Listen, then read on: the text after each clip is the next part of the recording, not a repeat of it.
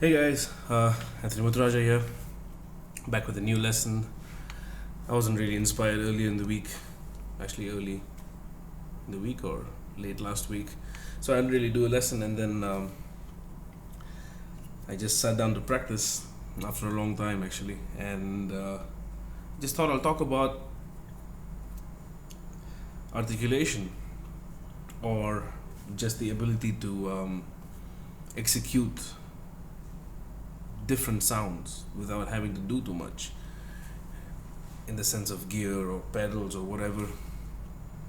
Alright, so start off with I use a mug based combo, a CMD 102P. It's a 210 combo. My EQ is generally on gigs or whenever I'm playing at 12 o'clock. I usually crank up the highs a little bit more, but right now my lows are pushed down to avoid any clipping in the audio. I just started off with a little doodle in the beginning, and I only used the bridge pickup, no tone, no neck pickup, just the bridge, but I varied where I played and just left hand articulation in general. Right, so I figured it'll be a good topic to cover because without the right articulation, everything you play generally has no meaning, at least in my opinion. So, to start off with, most bass players play with their fingers, or this doesn't even have to be just limited to fingers, even pick players can get various sounds.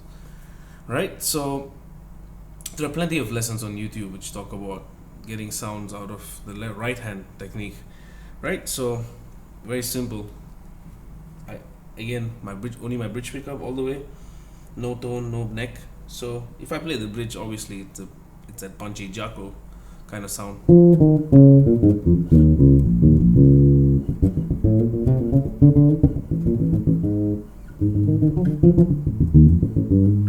Right? Play in the middle, it starts to mellow down a little. Play in the neck, it's quite round. Play in between the neck and the neck pickup,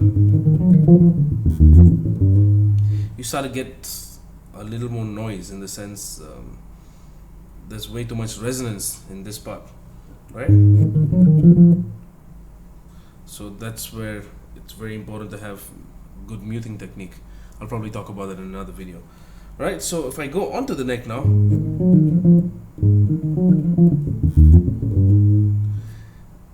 it's round and it's also slightly clear, in the sense it's not not too round, it starts to shape up a little on the neck. Right, so that is the right hand. You have what, 1, 2, 3, 4, 5 possibilities. Also, you can play right near the bridge, which gives you a cool sound too.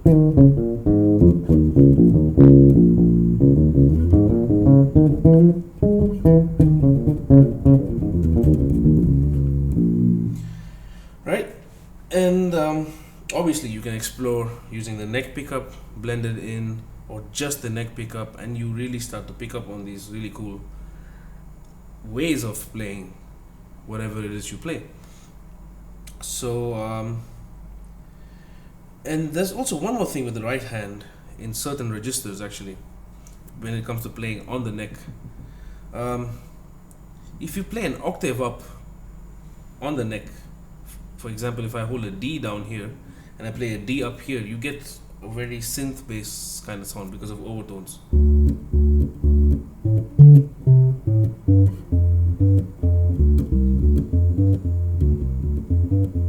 Now obviously it's quite tedious, but it's something to explore.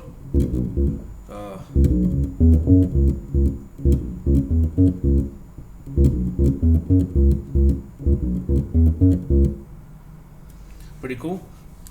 Alright, so that is pretty much the right hand. And obviously another thing with the right hand is also how much of your fingers you use, in the sense, am I using more of the flesh or more of the tip? That gives you a difference in sound too.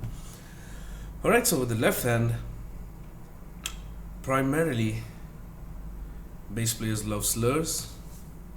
I mean, is it slurs or, hammer-ons and pull-offs, you know? That's there, and then slide, obviously.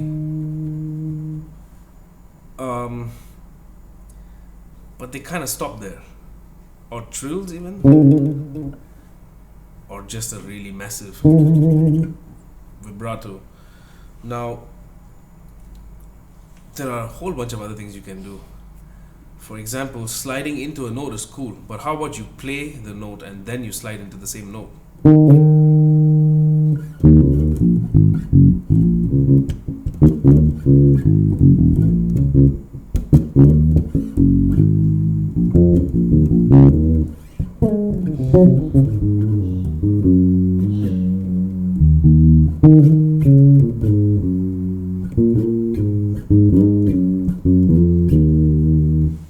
Right, that gives you a very interesting sound and color overall.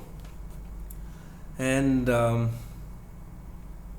obviously with the hammer-ons and pull-offs, what I generally like to do is, I don't like people to be able to tell that's a hammer-on, that's a pull-off. Oh, he's alternate picking there, he's doing a legato thing there. Alright, because I want music to come out first, I want techniques to jump out first. So one of my primary vision, you can say, when I play the bass is that I don't want the picking sound to be too audible. Like when I'm playing like I don't like that, so I generally pick a little softer. And then if I choose to articulate that, if I have a groove like,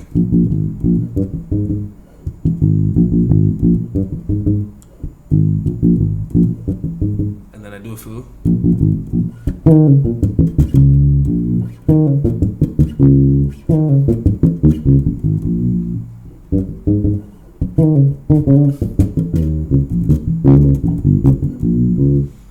right? So I can choose to put that super staccato sound for a fill, which gives it a really strong effect. But if I play like that all the way and then I want to do a fill, the fill has no relevance.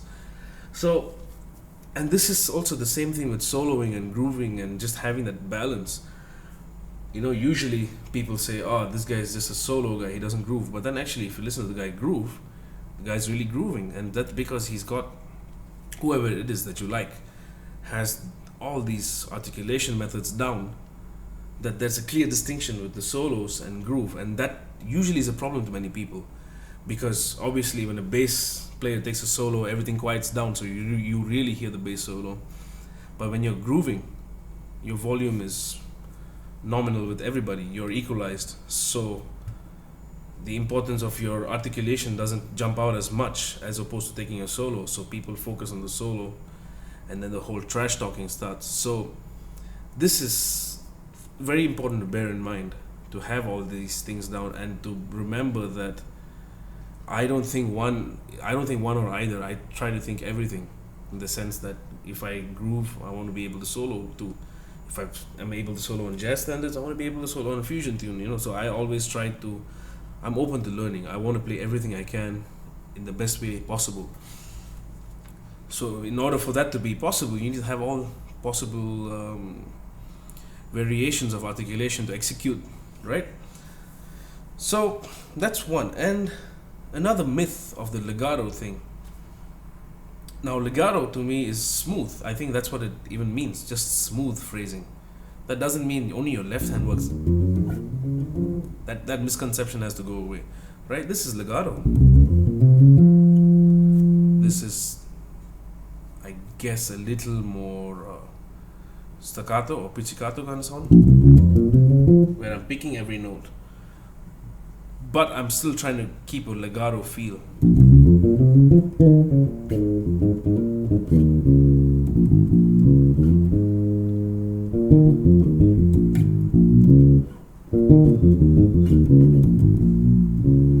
Right? So that's something to explore too.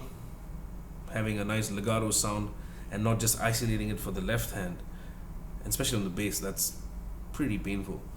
Right? So the next thing I want to talk about is having a very expressive vibrato instead of just. To me, that's not a vibrato. It's cool once in a while, but that starts to sound like cats mating after a while, So one of the things I do when I play long notes, for example, is that I really hold it firmly and I gently move my finger.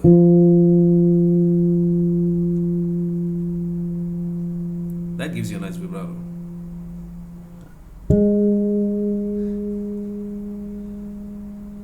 Another thing I also do is I'll play a note with more of my flesh on the left hand, and I just swirl left and right. Now this is a tricky one, because you could get that. But then I also do this, so I have a combination of both.